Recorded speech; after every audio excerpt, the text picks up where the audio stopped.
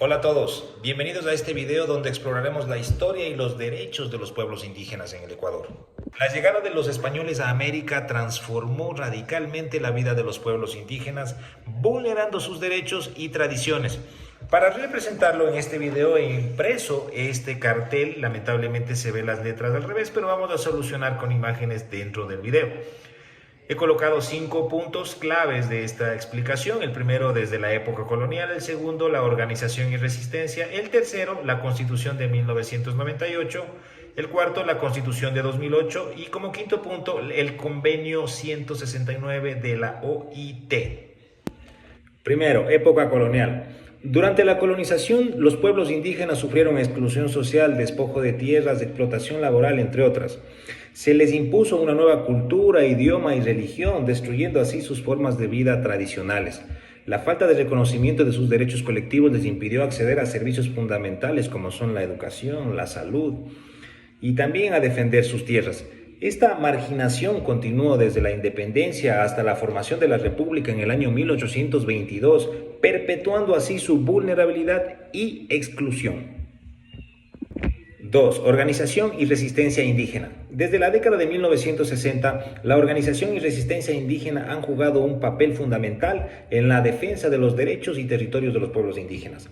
Se implementó en 1964 la reforma agraria, que fue el primer intento de redistribución de tierras. Lamentablemente, no todas las comunidades indígenas se beneficiaban de esto directamente. En 1986 se funda la Confederación de Nacionalidades Indígenas del Ecuador, CONAIE. Esta es la principal organización de defensa de derechos de los pueblos indígenas. Sin embargo, pues no ha tenido una mayor presencia significativa, digamos, en el Ecuador, en la política nacional. 3. Constitución de 1998. En 1998 el Ecuador marcó un punto de inflexión en la relación entre el Estado y los pueblos indígenas al reconocer por primera vez sus derechos colectivos. Esta constitución otorgó a las comunidades indígenas derechos sobre sus territorios, sus lenguas, su cultura e identidad, promoviendo de esta manera la autodeterminación de los pueblos. Además, se hicieron reformas sociales que permitieron a las comunidades crear sus propias formas de organización y participar activamente en la política nacional. Esto abrió un camino hacia una mayor inclusión y respeto, promoviendo la diversidad e igualdad en el país.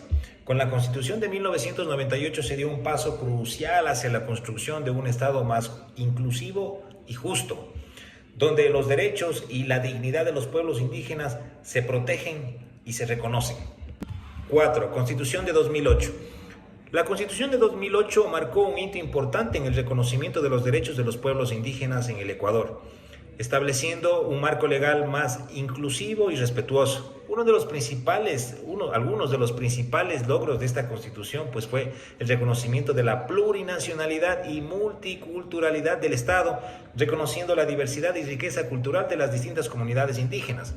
Además, los derechos de autonomía, permitiendo a los pueblos indígenas gestionar sus asuntos internos y preservar sus tradiciones. Además, la justicia indígena, derecho de los pueblos indígenas a ejercer su justicia dentro de sus territorios. Así también los derechos territoriales, que les da derecho a la posesión y control de sus tierras. Además, sobre el reconocimiento de las lenguas como lenguas oficiales del Estado.